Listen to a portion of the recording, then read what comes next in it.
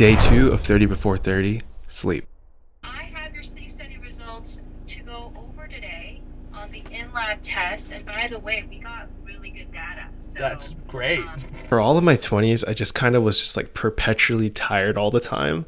Like whenever I drove in my car, I would like doze off, or after eating breakfast, I would like fall asleep and like need to take a nap.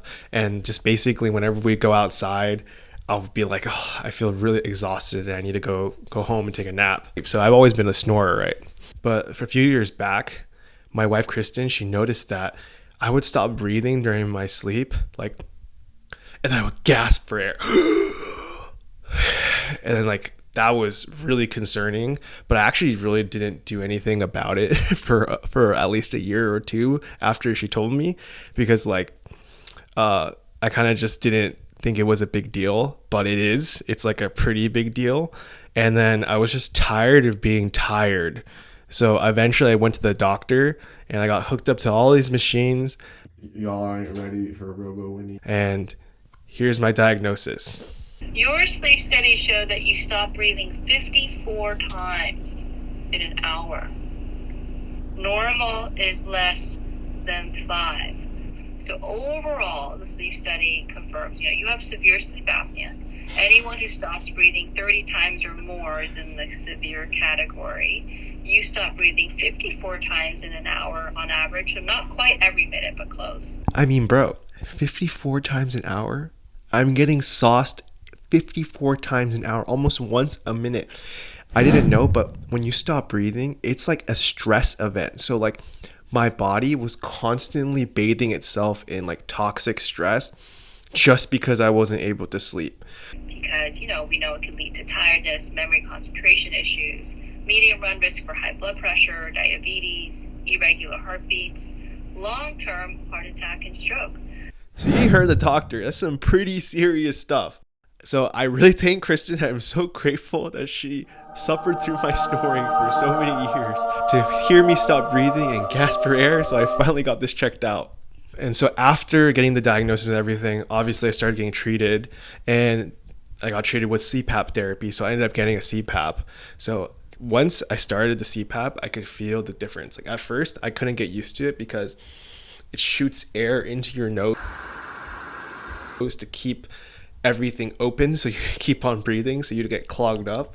It's when I bought my CPAP and I learned a lot about sleep apnea just in general. They told me from their experience that they think that Asians tend to present with obstructive sleep apnea without any of the risk factors because they think that our noses are smaller, so it's easier for it to get obstructed.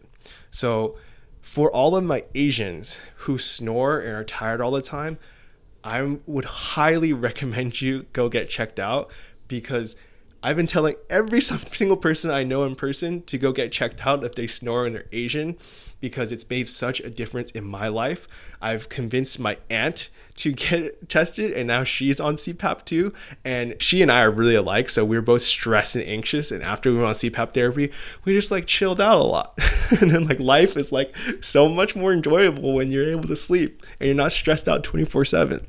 So I wear an Apple Watch every single day, 24/7 pretty much. I only take it off to shower. So I have tons of heart rate data, and I could feel it right away, not just off like a vibes-based approach, but like off of more of a scientific-ish approach. The data right here on my iPhone, and my resting heart rate has always been around 60-ish.